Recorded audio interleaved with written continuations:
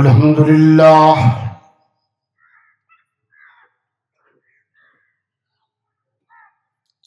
الحمد لله وحده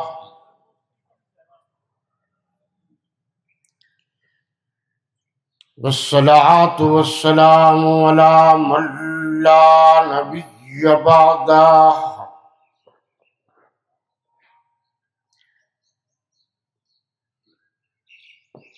لا نبي بعده ولا نبوة بعده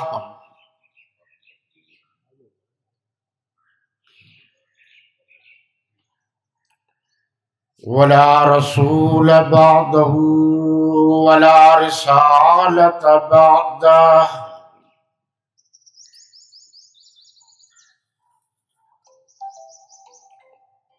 ولا إمام بعده ولا معصوم بعده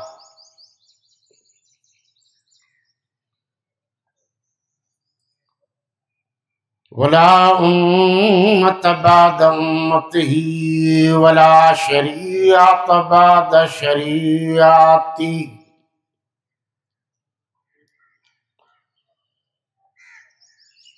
ولا كتاب بعد كتاب الله إلى يوم القيامة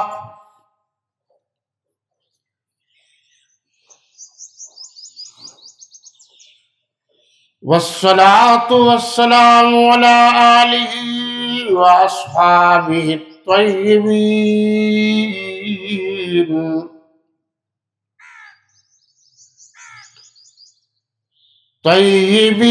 الطاهرين الراشدين المهديين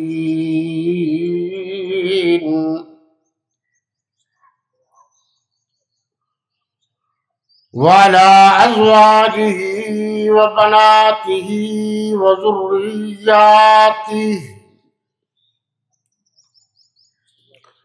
وذرياته وأتباعه أجمعين.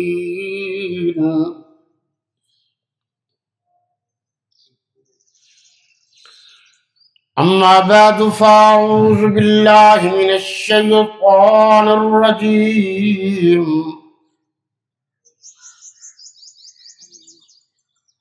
بسم الله الرحمن الرحيم.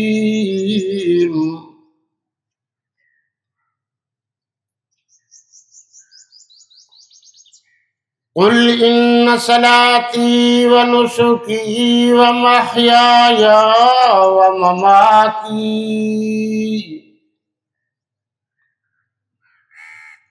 ومماتي لله رب العالمين لا شريك له وبذلك أمرت وأنا أول المسلمين.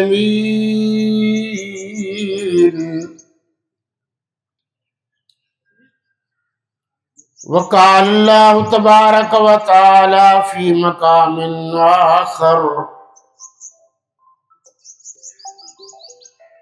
فلما بلغ معه السعي قال يا بني إني أرى في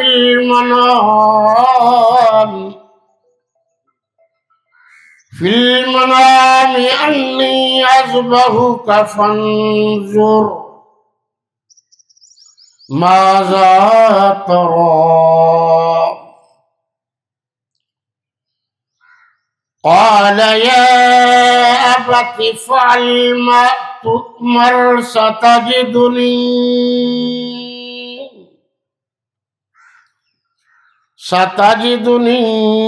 إن شاء الله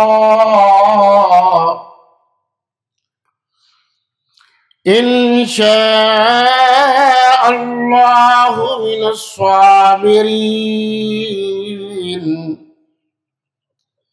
صدق الله مولانا العظيم. وصدق رسوله النبي الكريم ونحن على ذلك لمن الشاهدين والشاكرين والحمد لله رب العالمين. اللهم صل على محمد وعلى آل محمد كما صليت على إبراهيم وعلى آل إبراهيم إنك حميد مجيد. اللهم بارك على محمد وعلى آل محمد كما باركت على إبراهيم وعلى آل إبراهيم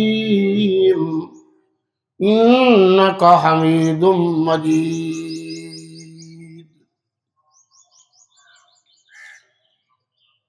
شرفائے ملت اسلامیہ، رفقائے اہل سنت والجماعت، گرامی قدر سامعین و حاضرین و ناظرین، میرے وطن عزیز کے عزیز ترین دوستوں، ساتھیوں اور بھائیوں، آج 27 مئی 2026 کو پوری دنیا اسلام میں یوم عید الاضحیٰ منایا جا رہا ہے، اور آپ سب اس بات سے بخوبی آگاہ ہیں کہ اسلام میں پورے سال میں شریعت محمدیہ کے مطابق 2 تہوار ہیں، ایک عید الفطر کا اور ایک عید الاضحیٰ کا۔ جامع مسجد خلفائے راشدین میں یہ پہلی عید ہے۔ جناب رسالت پناہ صلی اللہ علیہ وسلم نے نبی کریم رؤوف الرحیم علیہ الصلاۃ والتسلیم، تاجدار ختم نبوت، رسالت پناہ صلی اللہ علیہ وسلم نے فرمایا کہ جو شخص اللہ کی رضا کے لیے قربانی کا جانور خریدتا ہے، جب وہ جانور خرید لیتا ہے تو جتنے بال اس جانور کے جسم پر ہیں تو قربانی کرنے والے کے گناہ اس سے بھی زیادہ ہوں تب بھی اللہ معاف کر دیتا ہے۔ اور دوسری حدیث شریف میں یہ بات آئی کہ جو صاحب استطاعت، صاحب نصاب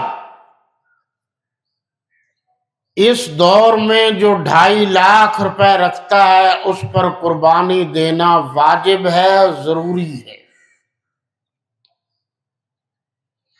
اور اگر لین دین ہے تو تب بھی وہ قربانی کر سکتا ہے۔ وہ شخص جب اس دن یعنی قربانی والے دن، اس لیے اس کو عید قربان بھی کہتے ہیں، جب جانور ذبح کرتا ہے، جانور جب ذبح ہوتا ہے تو خون کا پہلا قطرہ زمین پر نہیں گرتا کہ حق تعالی قربانی کرنے والے کے تمام گناہوں کو معاف کر دیتی ہے، سوائے شرک کے۔ وہ ایسا گناہ ہے اس کی معافی نہیں ملتی تا وقت کہ توبہ کر کے اللہ سے معافی نہ مانگے اور ہمیشہ ہمیشہ کے لیے شرک نہ چھوڑ دے۔ یہ واقعہ تاریخی بھی ہے، اخلاقی بھی ہے اور قرآنی بھی ہے۔ وقت زیادہ نہیں ہے، دو پیغمبر یعنی حضرت ابراہیم علیہ السلام اور حضرت اسماعیل علیہ السلام، باپ اور بیٹا۔ باپ مستری تھا، بیٹا مزدور تھا، جنہوں نے خانہ کعبہ کی بنیادوں کو اٹھایا۔ قرآن نے بڑے واضح انداز میں سمجھایا ہے اور بتایا ہے۔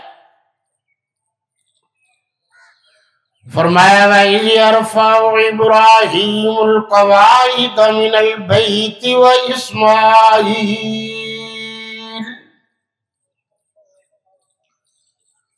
ابراہیم و اسماعیل علیہ السلام نے خانہ کعبہ کی بنیادوں کو اٹھایا اور دعا کی، ربنا تقبل منا،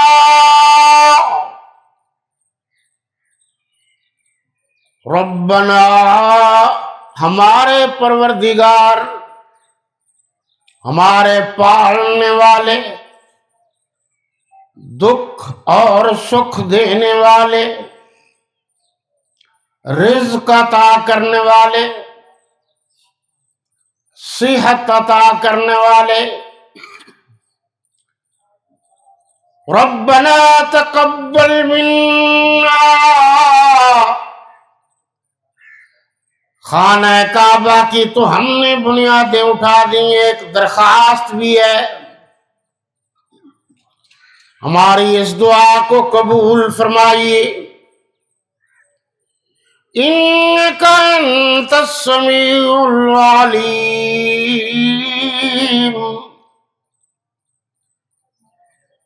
ان یقینی بات ہے، پکی بات ہے، سچی بات ہے، آپ ہر جگہ، ہر آن، ہر گھڑی سننے والے ہیں، جاننے والے ہیں۔ ربنا وجعلنا مسلمین لک ومن ذریتنا امة مسلمة لک وارنا مناسکنا وتب علینا انک انت التواب الرحیم۔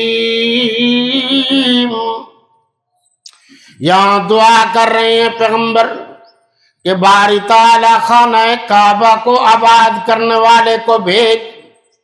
حضرت ابراہیم علیہ السلام نے دعا کی اور اللہ تبارک و تعالیٰ نے اس دعا کو قبول فرمایا، دعا ہو گئی۔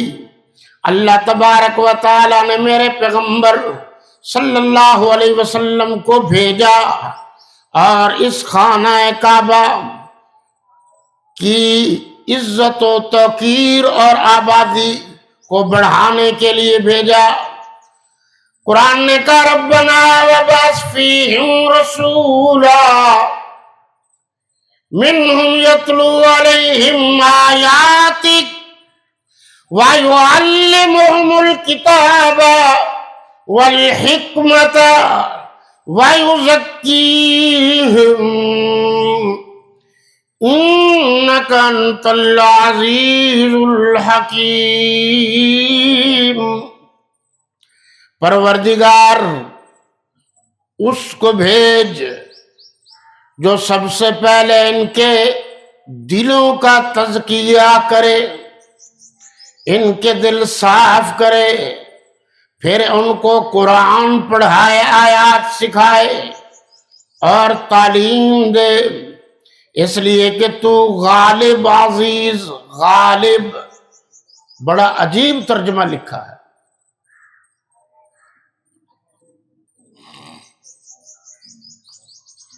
गालिब इसका माना है जो सारी कायनात पर गालिब हो, और वो सिर्फ और सिर्फ अल्लाह है। अब इसी पैगंबर ने अल्लाह से दुआ मांगी, बूढ़े हो गए, अल्लाह बेटा दे दे, औलाद दे दे। अल्लाह से रो रो कर मांगा। जो इस तरफ तवज्जो दिलाई गई कि अल्लाह की जात के सिवा कोई बेटा नहीं दे सकता, कोई बेटी या बेटियां नहीं दे सकता, अल्लाह ही है जो वाहिद कुल है, अल्लाह ही है जो अल्लामुल गुयूब है, अल्लाह ही है जो सत्तारुल उयूब है, अल्लाह ही है जो गफ्फारुल ज़ुनूब है, अल्लाह ही है जो ज़र्रात का खालिक है, अल्लाह ही है जो नबातात का खालिक है, अल्लाह ही है जो जमदात का खालिक है, अल्लाह ही है जो अर्ज़ियात का खालिक है, अल्लाह ही है अश-शम्स का खालिक है, अल्लाह ही है अल-कमर का खालिक है, अल्लाह ही है अन-नुजूम का खालिक है, अल्लाह ही है अस-समावात का खालिक है, अल्लाह ही है जो सारी कायनात का खालिक है, अल्लाह ही है जो खातमुन नबिय्यीन वल मुरसलीन वल मासूमीन अलैहिस्सलातु वत्तस्लीम का खालिक है, और अल्लाह ही है जिसने मेरे प्यारे पैगंबर पर खत्म नबूवत का ताज सजाया है। ये दुआएं हजरत इब्राहीम की है अलैहिस्सलाम। वक्त नहीं है, इस्माईल अलैहिस्सलाम के बारे में पैगंबर ने ख्वाब देखा, यानी अब्बू ने, इब्राहीम अलैहिस्सलाम ने। और पैगंबरों का ख्वाब सच्चा होता है। पैगंबरों के अलावा जो ख्वाब देखे जाते हैं वो कभी सच्चे होते हैं और कभी झूठे होते हैं। उस ख्वाब की नौइयत को देखा जाएगा। ताबीर और रोया, बुजुर्गों ने तो बड़ी बड़ी किताबें लिखी है, वक्त मिले किसी को तो ये किताब और इसका मुतालिया जरूर कीजिए। एक तलबीस से इबलीस भी किताब है कि शैतान पीरों को कैसे बहकाता है, मौलवियों को कैसे बहकाता है, मलकों को कैसे बहकाता है, नेक लोगों को बहकाता कैसे है शैतान। ये किताब है मुस्तकिल, ताकि डरा डरा के तक ये उठ जाए, ये अल्लाह वाला शहीद न हो जाए, इससे नेकी का कोई काम न हो जाए, वो चक्कर देता है शैतान। पैगंबर अलैहिस्सलाम ने फरमाया, जद्दुल अंबिया ने फरमाया, सैयदुल अंबिया ने फरमाया, मुवाहिद आजम ने फरमाया, हजरत इब्राहीम अलैहिस्सलाम ने फरमाया, बेटा मैंने ख्वाब देखा है और ख्वाब में इस तरह मैंने देखा है। कुरान ने कहा फलम्मा बलगा मा'अस-साय, अल्लाह ने बेटा भी दे दिया, और बेटा भी होने के बाद अल्लाह ने इम्तिहान भी ले लिया।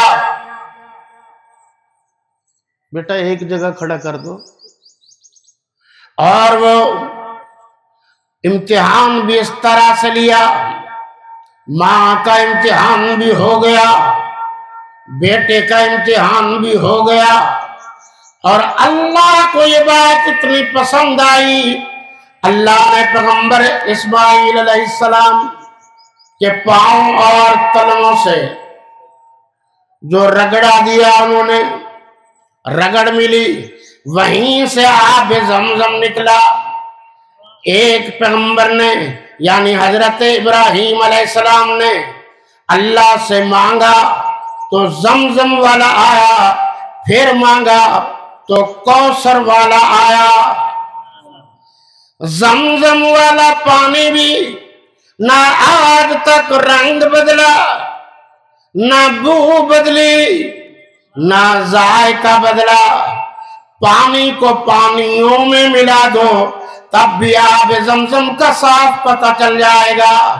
اسی طرح اللہ کے پیغمبر نے جب دعا مانگی تو جو ان کو دوست ملے، جو ساتھی ملے، جو اللہ کے نبی سے جڑ گئے، جن کو صحابہ کرام کہتے ہیں، جن کو قرآن نے صادقون کہا، جن کو قرآن نے صالحون کہا، جن کو قرآن نے مفلحون کہا، جن کو قرآن نے مومنون حقا کہا، اور اللہ نے اعزاز بخشا کہ صحابہ سب کے سب مل کر، یعنی جو کاتبین واحد تھے، تم نے قرآن مجید لکھنا ہے۔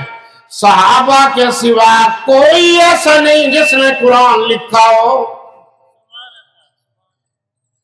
آپ میری بات پر توجہ دیجئے، میں یہیں رہتا ہوں، سمجھ میں نہ آئے بات تو پوچھ لینا۔ صحابہ کرام کے علاوہ آیا حکم اللہ کا، فرمایا میرے نبی نے، قرآن سکھایا میرے نبی نے، حضور کے صحابہ کرام کے علاوہ الف لام میم بلکہ الحمدللہ سے والناس تک کوئی ایسا نہیں جس نے قرآن لکھا ہو۔ سارے کا سارا قرآن حضور کے صحابہ نے لکھا ہے۔ جو بات میں کہہ رہا ہوں اس کا ذمہ دار ہوں۔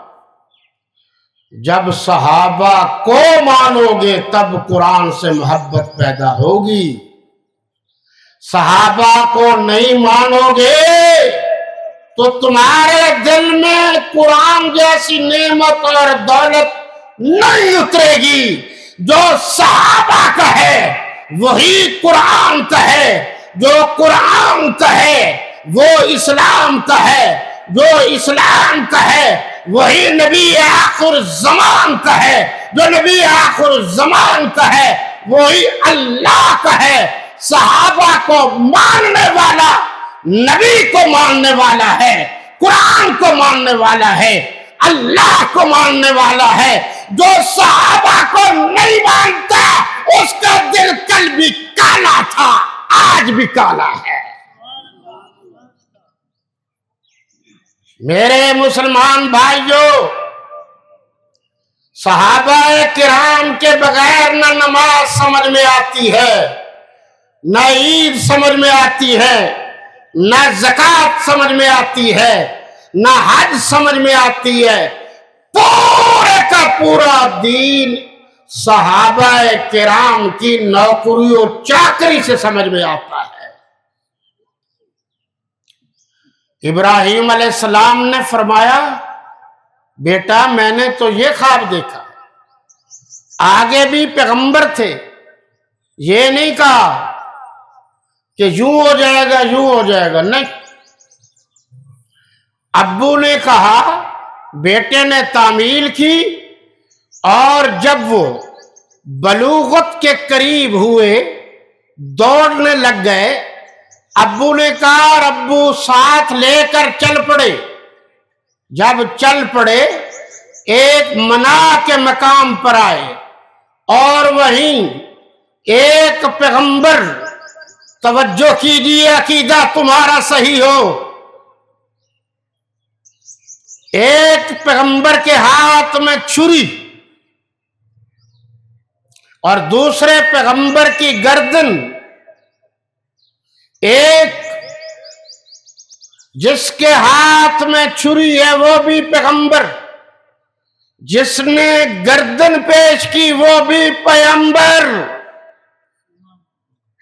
مالک ہے، اس کی مرضی ہے، عطا کرے تو سب کچھ عطا کر دے، نہ عطا کرے تو نہ کرے، اس سے کوئی پوچھنے والا نہیں ہے۔ تو اللہ نے فرمایا امتحان ہو گیا، فَلَمَّا أَسْلَمَا وَتَلَّهُ لِلْجَبِينِ وَنَادَيْنَاهُ أَن يَا إِبْرَاهِيمُ، گردن پیش کر دی اور فرمایا اللہ نے قبول کر لیا ہے، اس امتحان کو قبول اللہ نے کرنا ہے، بندوں نے نہیں کرنا۔ پیغمبر، انبیاء، رسول اللہ کی مخلوق میں سب سے زیادہ اللہ کو پیارے ہوتے ہیں۔ انبیاء کا درجہ اللہ کے بعد ساری کائنات میں سب سے زیادہ ہوتا ہے، اور انبیاء کا امتحان بھی باقیوں کی بنسبت زیادہ سخت ہوتا ہے۔ نبیوں رسولوں کے بعد اونچا درجہ اللہ کا ہے۔ نبیوں میں سے نبیوں کے سردار حضرت محمد رسول اللہ ہیں صلی اللہ علیہ وسلم، جو میرے نبی کو نبی مانے، رسول مانے، خاتم النبیین نہ مانے، نبیوں کا سردار نہ مانے، تو اس نے تو گویا میرے نبی کو مانا ہی نہیں۔ اور اگر کوئی اپنے اماموں کا درجہ اور وہ کہتا پھرے کہ ہمارے اماموں کا مقام نبیوں سے زیادہ ہے، تو نبیوں سے بڑا مقام، زیادہ مقام تو اللہ کا ہے۔ جو شخص یہ عقیدہ رکھتا ہے، نظریہ رکھتا ہے کہ ہمارے اماموں کا مقام نبیوں سے زیادہ ہے، وہ کائنات کا بدترین غلیظ ترین کافر ہے۔ اس لیے خیال رکھنا، نبیوں کو نبیوں کی حد تک رکھنا، خدا نہ بنانا، غیر نبیوں کو نبی نہ بنانا۔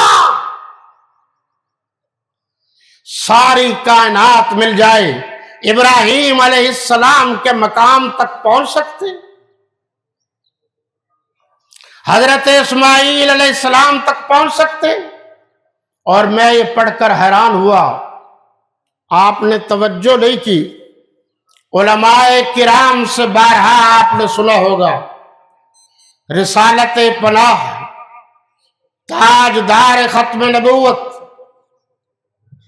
حضور صلی اللہ علیہ وسلم فرماتے ہیں کہ جو شخص میرے صحابہ کو نہیں مانتا گویا اس نے مجھے مانا ہی نہیں۔